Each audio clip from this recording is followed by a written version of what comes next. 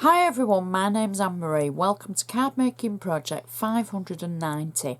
Today we're actually going to use the pulley card kit from our Anna Griffin supplies, but we're not making a pulley card. We're actually going to use up the items that, or some of the items we might have left after making the cards. So sometimes when you've got card kits, you've got bits left over. And that's what I have. So today we're going to use those, but we're going to incorporate two dies from the concentric frame die collection. Now everything I do use I shall put in a detailed list on my blog, and the blog link is always underneath in the YouTube description, or I share it on Facebook, on Twitter, on Instagram in the bio. So please just look out for it and check the blog because there's so many different projects on there now. So the dies that we're going to use the concentric frame dies. Now I'm sorry to my UK friends, these haven't been in the UK. However, you would be able to substitute what you use with some of the other dies that Anna's had with the frames because there's so many beautiful ones. We're going to use the ornate frame die from the concentric dies, and we're also going to use the shadow layer of the scallop edge from the concentric dies from the scalloped frame. So those are the two dies that we're going to use.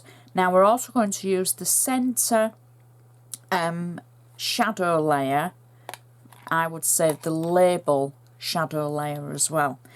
So those are the ones for the card. I always forget about the extras for the insert. So what we need is our base card. Now I'm using a 7x5" card in ivory. I've already used my Anna Griffin handmade by stamp on the back. I've added my name so the recipient will know who's made it for them. I always add the tutorial number just so that keeps me in check. When I look back I can think, oh yeah, that was 590. So that's just my reference. So we can create the inside first, but we're going to use our bone folder. For any new viewers, a bone folder is going to make this crease look more professional and help the card just stand up nicely and stand proud, I think. It just neatens that crease up and it helps it not to wobble, and it just makes it a mantelpiece pleaser, even more so.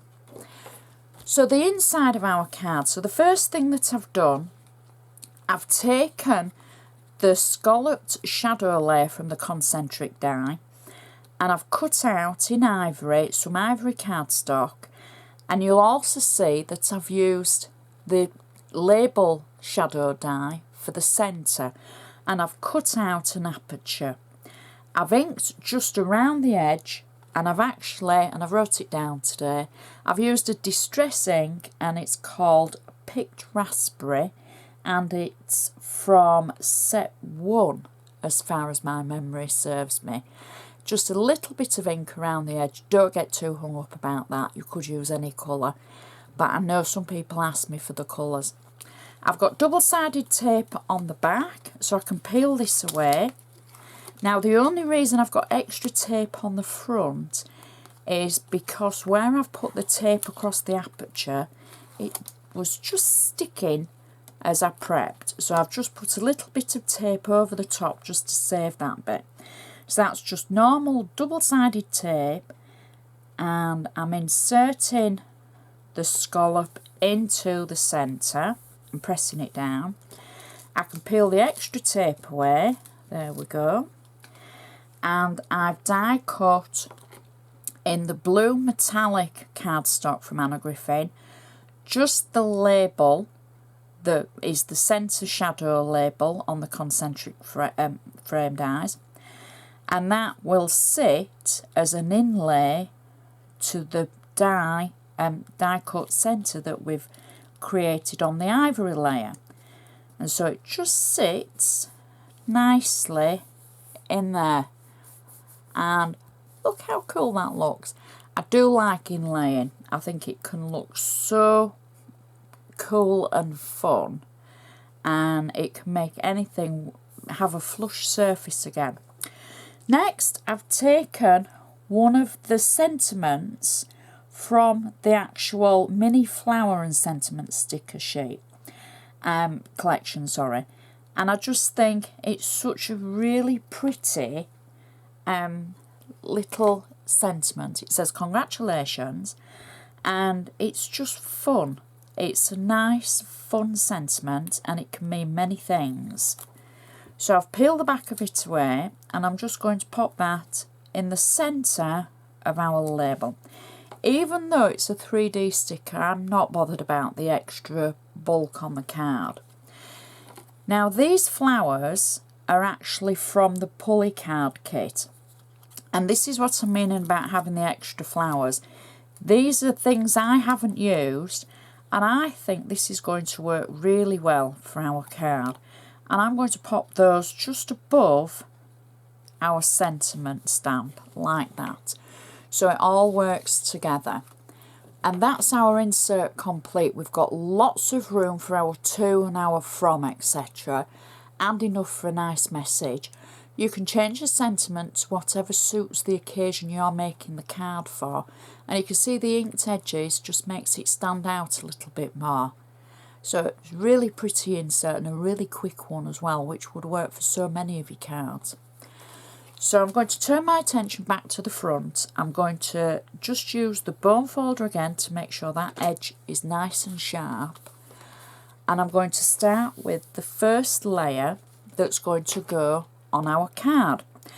Now this, I've used the shadow layer from the scallop concentric frame. I've die cut it in the blue metallic cardstock, and you can see where I've got a hole in the middle, and I've used the sentiment die to die cut the sentiment label that we've used for the inside. So you see I'm not wasting anything, because the centre of this would be covered up, so I might as well take the centre of it out. Nobody's going to know. I've just peeled the back of my double-sided tape away, and I'm going to add this to the centre of my card. There we go. So I can just press that down nice and firmly. Now this centre here is going to be covered over by our next layer, and our next layer is the ornate concentric frame die that I've used to cut out some of the pink metallic cardstock from Anna. I've embossed it, and the detail is just beautiful. I've got 3D foam on the back, and I'm going to place this layer over our scalloped layer. Now they don't, you know, they weren't created to go together. They're not on the both the same sheet. However, they do work together, if that makes sense. So I've put one over the top of the other, and you can see the scalloped edges poking out, and it just works so well. Next, I've taken from the Pulley card kit, I had some of the gold flourishes left. I've got 3D foam at the ends of them and flat tape towards the tail of the flourish. I'm going to add one to the top of my card, and I'm going to turn the other one over and add that to the bottom of my card to about there. So they meet in the middle. I've then got some of the flowers from the Pulley card kit, similar to the one that we've used on the inside. I've got 3D foam on the back of this and tape towards the centre, and I'm just going to place that to one side of our card. Now I'm not going to press that down yet, because I've taken one of the card toppers that's actually in the Pulley card kit, and some people have card toppers remaining, some people just have flowers. I've got flowers and the card toppers. I've put 3D foam on the back, and I'm going to position this over the ends of the flourishes and the sides of our flowers. So I'm just going to place it down roughly about there. I think that's kind of central, and I'm just going to slightly tweak that because I didn't stick it down, I'm happy for it where it is, so now I can press that down. Press it all down firmly. Next, the flowers that are actually in the pulley card kit, there's 2 layers of them and extra flowers in there. Now I'm going to decoupage these flowers onto the actual topper. So I've got 3D foam on the back, and I'm going to just position one image over the previous image like that. So that just builds up the image again. I've now taken another one of the flowers that's in the pulley card kit that I've got left over. I've got 3D foam on the back of that, and I'm going to cover the ribbon. I'm just going to balance the card out with flowers at the other corner, and I'm covering the little ribbon section and putting the flower over it. And then I'm going to take a large pink bow, and I'm going to add this to that corner on an angle. So you can add it straight or on an angle, however you want to add it. So I'm just going to pop mine there. And that is our card finished. Now it's something a little bit different to use, you know, things that you might have left over with. And you can see the layers that we've built up as we've gone on with the extra pieces of the flowers and the flourishes and the topper, and it all matches perfectly to the inside. We've tied it together with the extra flowers that we've added and the colour scheme.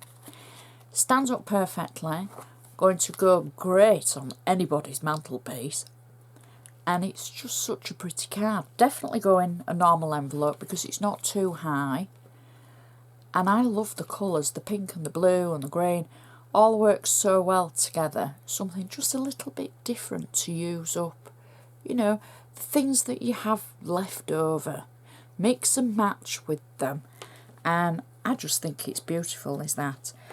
I will take extra photos of it both inside and outside and put them all on my blog to give you a reminder of how it looks. You mix and match at home and use it, you know, add whatever occasion you want to use it for. Just so happens I've done happy birthday. Most of mine are happy birthday, to be fair, because I have more birthdays through my friends, etc. So, and I do try to share. So it's up to you with the colour scheme that you use, but check out the photos because they'll give you a handy reminder of how it looks. And it just remains for me to say thank you so much for watching, and I shall see you next time.